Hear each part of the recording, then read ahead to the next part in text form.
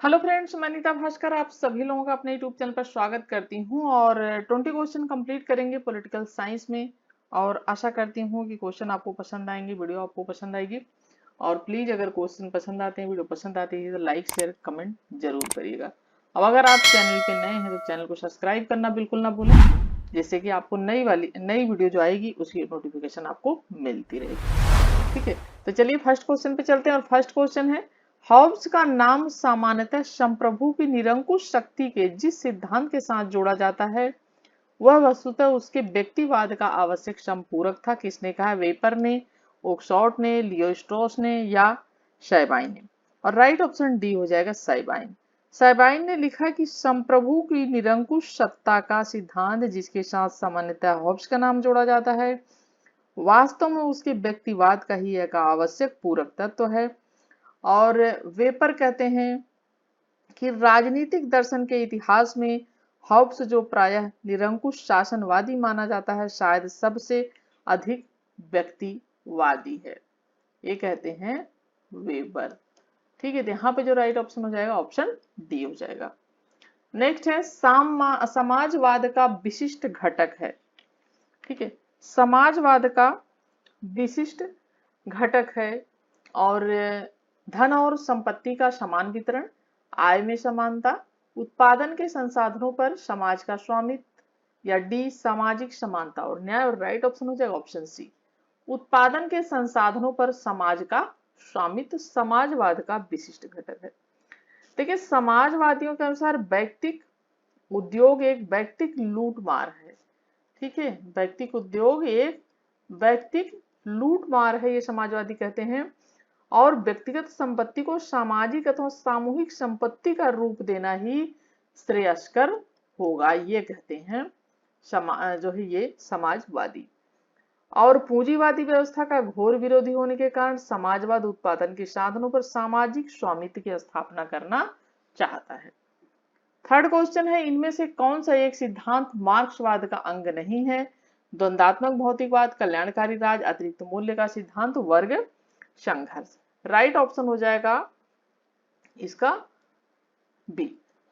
देखिए, मार्क्सवाद के चार प्रमुख सिद्धांत हैं: द्वंदात्मक भौतिकवाद, इतिहास की आर्थिक व्याख्या, अतिरिक्त मूल्य का सिद्धांत और वर्ग संघर्ष का सिद्धांत। ठीक है, और इसके अलावा इतिहास की आर्थिक व्याख्या, चार सिद्धांत हैं। ठीक है, इतिहास की तीनों तो ही है, इतिहास की आर्थिक व्याख्या। ठीक है, चार सिद्धांत हैं। और कल्याणकारी राज्य की अवधारणा सकारात्मक उदारवाद के साथ जुड़ी हुई है। जो कल्याणकारी राज्य की है किसके साथ जुड़ी हुई है? सकारात्मक उदारवादी के साथ जुड़ी हुई है। ठीक है, राइट ऑप्शन बी हो जाएगा। फोर्थ क्वेश्चन है, निम्नलिखित में से फ्रांसीसी समाजवाद किसे कहा जाता है? फेबियनवाद, श्रमिक संघवाद, श्रेणी समाजवाद को या साम्यवाद को? फोर्थ क्वेश्चन का जो राइट ऑप्शन हो जाएगा ऑप्शन बी हो जाएगा। देखिए, श्रमिक संघवाद को।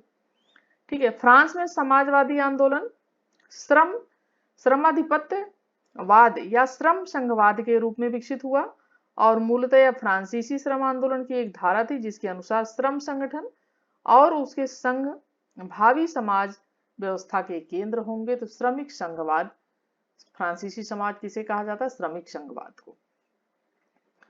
फिफ्थ क्वेश्चन है, अखिल भारतीय राजनीति में गांधी जी का पहला कदम था असहयोग आंदोलन, रॉलेट सत्याग्रह, चंपारण आंदोलन या दांडी यात्रा? और राइट ऑप्शन क्या हो जाएगा इसका? ऑप्शन बी हो जाएगा।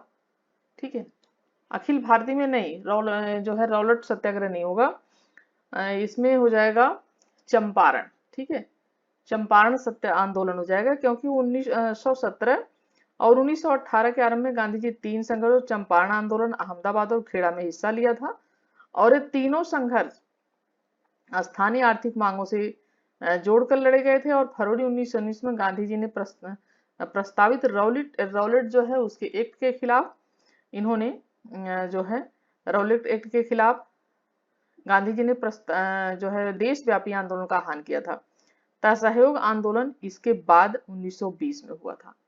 ठीक है, तो यहाँ पे सबसे पहली जो शुरुआत इन्होंने की थी राजनीति में तो ये चंपारण आंदोलन हो जाएगा। ठीक है, नेक्स्ट है, निर्वाचन प्रणाली में यह एक दोष यह है कि इसके अंतर्गत यह संभव है कि निर्वाचित व्यक्ति को निर्वाचकों के आधे से अधिक मत प्राप्त न हुए हों। इस पूर्वाभास को दूर किया जा सकता है द्वितीय मतदान प्रणाली द्वारा, एकल संकमरणीय मत प्रणाली द्वारा, सूची प्रणाली द्वारा, उपरोक्त में से किसी के द्वारा नहीं। राइट ऑप्शन हो जाएगा ऑप्शन ए, द्वितीय मतदान प्रणाली द्वारा। ठीक है, द्वितीय मतदान प्रणाली के अंतर्गत मतदाता एक ही उम्मीदवार को वोट देता है। ठीक है, और यदि इससे किसी उम्मीदवार का पूर्ण बहुमत नहीं सिद्ध होता है तो पूर्ण बहुमत निश्चित करने के लिए कुछ शर्तों के साथ दोबारा मतदान कराया जाता है। तो राइट ऑप्शन हो जाएगा ऑप्शन ए। नेक्स्ट है, धर्म से रहित राजनीति मात्र कूड़ा है, यह अभिमत किसका है? Vivekananda, Machiavelli, Mahatma Gandhi, S Radhakrishnan. Right option हो जाएगा ऑप्शन सी, महात्मा गांधी। गांधी जी ने राजनीति को आध्यात्मिक आधार देकर उसे स्वच्छ रखने का समर्थन किया था। ठीक है, ये चाहते थे कि राजनीति जो है वो स्वच्छ रहे, साफ सुथरी राजनीति हो, लेकिन यह असंभव हो गया है। ठीक है, सबसे ज्यादा कूड़ा करकट राजनीति में ही है। और गांधी जी ने राजनीति को आध्यात्मिक आधार देकर उसे स्वच्छ रखने का समर्थन किया था। और उन्होंने कहा, जो राजनीति धर्म से विहीन है वह मृत्यु जाल के तुल्य है और आत्मा को पतन के गर्त में धकेलती है। ठीक है, क्या कहा था इन्होंने कि जो राजनीति धर्म विहीन है, ठीक है, जो राजनीति धर्म से विहीन है वह मृत्यु जाल के तुल्य है और आत्मा को क्या करती है?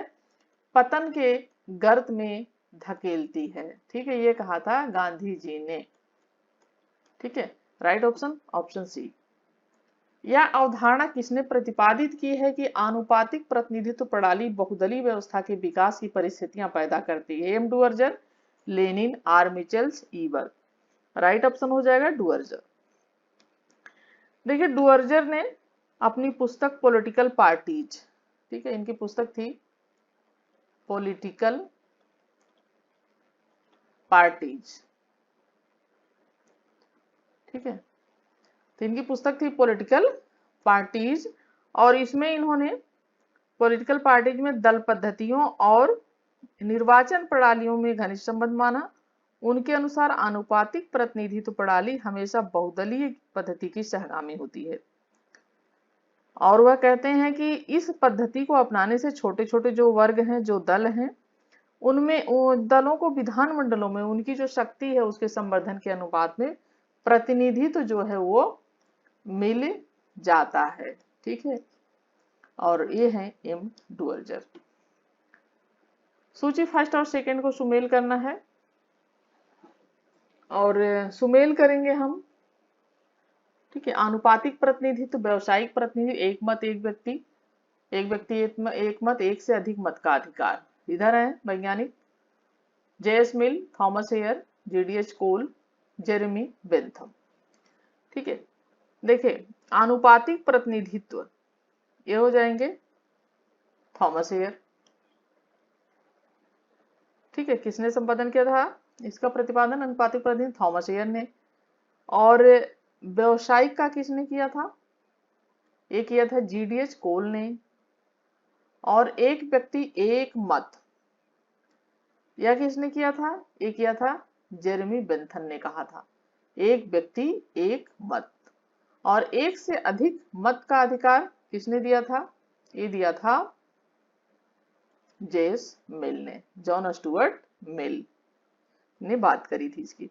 ठीक है, तो राइट ऑप्शन हो जाएगा ऑप्शन यहाँ पे बी। ठीक है,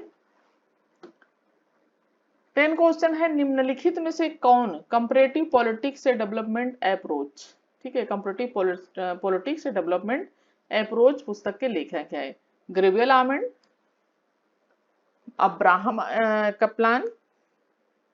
कैप्लान और या लासवेल। ठीक है, या लासवेल या रॉबसन। ठीक है, राइट ऑप्शन हो जाएगा इसका ऑप्शन ए। ठीक है, ग्रेवियल आमंड। देखिए, इसमें ग्रेवियल आमंड भी इस पुस्तक को हैं लिखे और इसमें पावेल भी हैं। ठीक है, दोनों लोगों ने मिलकर इस पुस्तक को लिखा है। ठीक है, आमंड भी और कौन? G B Powell. G V Powell.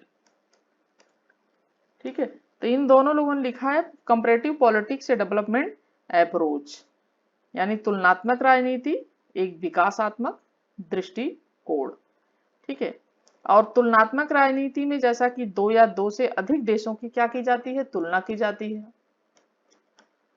ठीक है, और या एक ही देश की अलग अलग समय की राजनीति की तुलना की जाती है और देखा जाता है कि इसमें समानता क्या है, इक्वलिटी क्या है और अंतर क्या है, इनमें डिफरेंस क्या है। ठीक है, और एडवर्ड फ्रीमैन के अनुसार तुलनात्मक राजनीति राजनीतिक संस्थाओं या सरकारों के विविध प्रकारों का एक तुलनात्मक विवेचन और विश्लेषण है। ठीक है, ये पुस्तक है जो है ये comparative politics a development approach. ठीक है, ये जीबी पावेल और गैब्रियल आमंड दोनों की। ठीक है, और नेक्स्ट, किस राज्य के राज्यपाल को जिला परिषदों द्वारा प्रदत्त खानों के लाइसेंस प्राप्त राजस्व की राशि निर्धारित करने का अधिकार है? ठीक है, आंध्र प्रदेश, असम, मध्य प्रदेश या बिहार? राइट ऑप्शन क्या हो जाएगा? Option B Assam. देखिए, छठी अनुसूची की बात की जाए 6। ठीक है, छठी अनुसूची असम, मेघालय, त्रिपुरा, असम, मेघालय, त्रिपुरा और मिजोरम राज्यों की।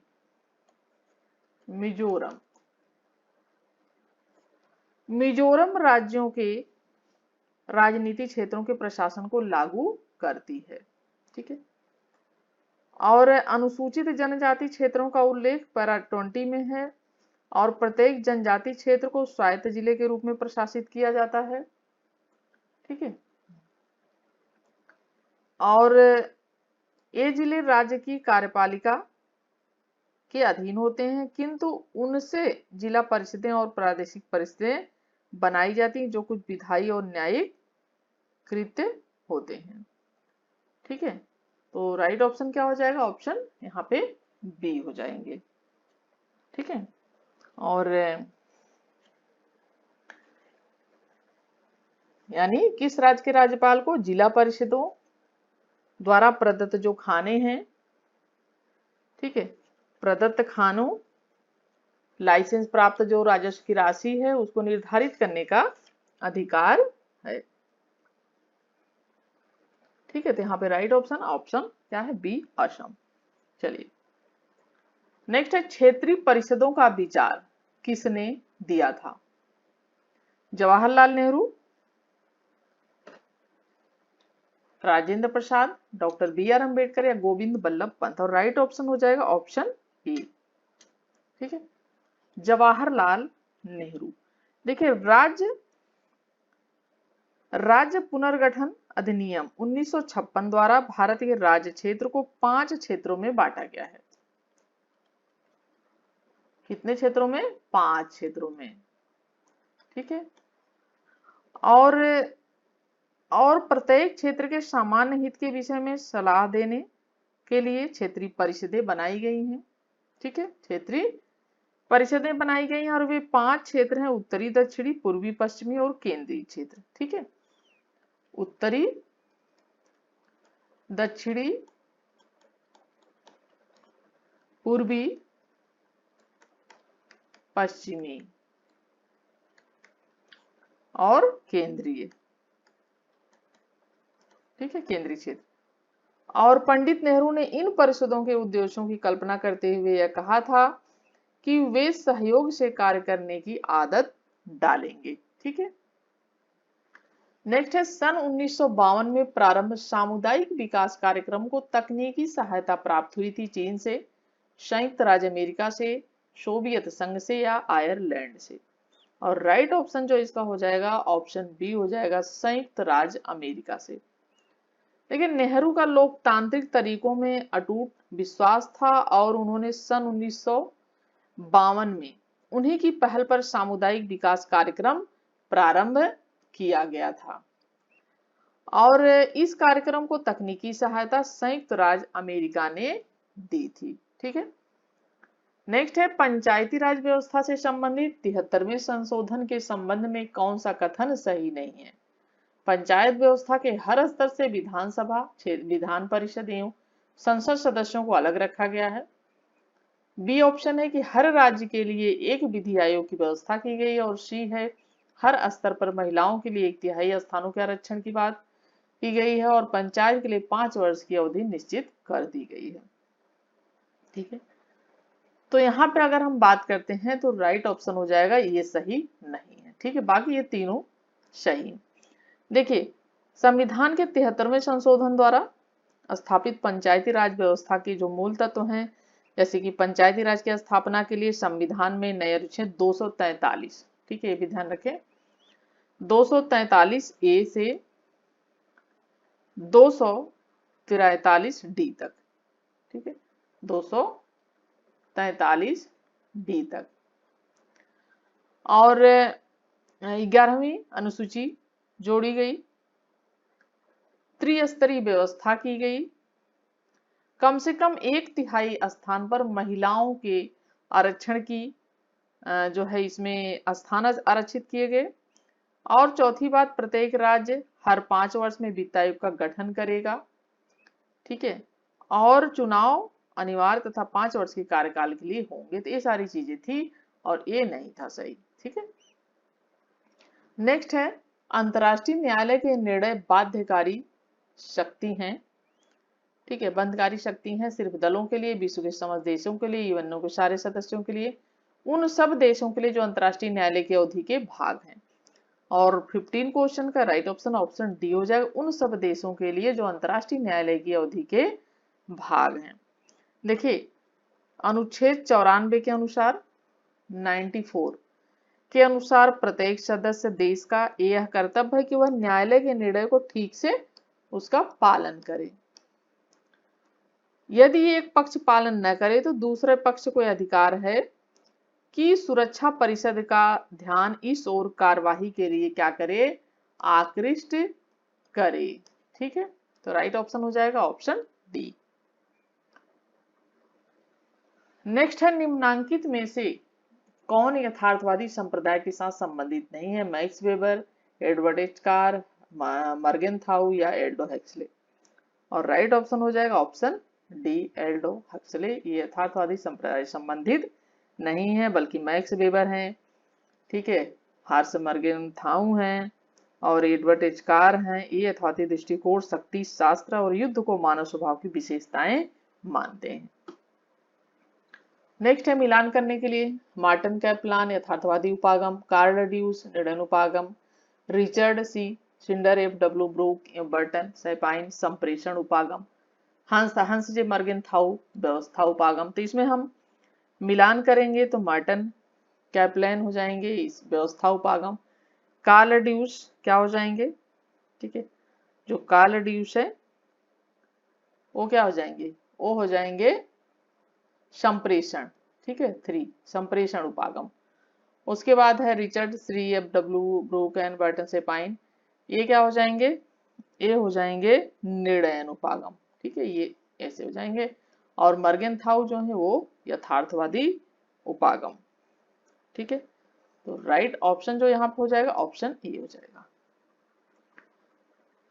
18 क्वेश्चन है, सूची फर्स्ट और सेकंड को सुमेल करना है और नीचे दिए कूट से सही उत्तर चुनना है। सीटो, सार्क, नाटो, वर्षा पैक्ट, संधि।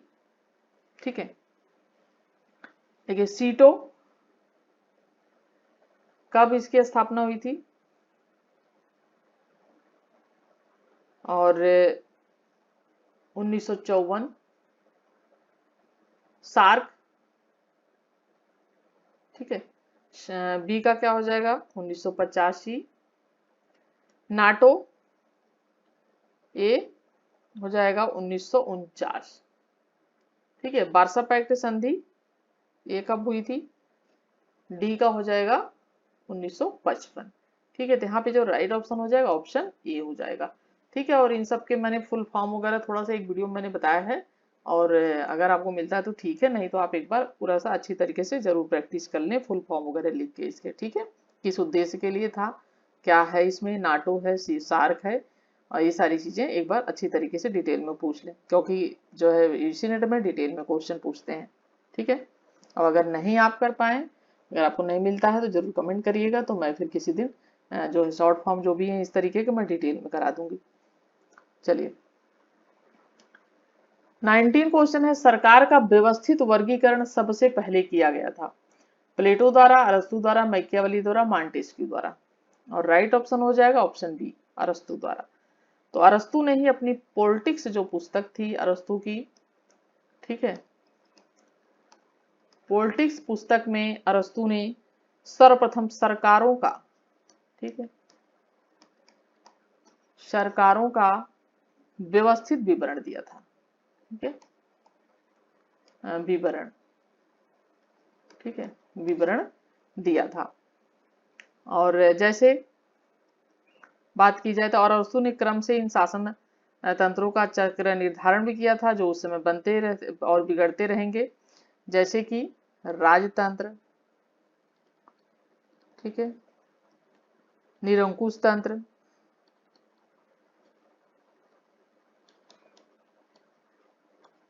निरंकुश तंत्र, अल्पतंत्र, उसके बाद भीड़ तंत्र,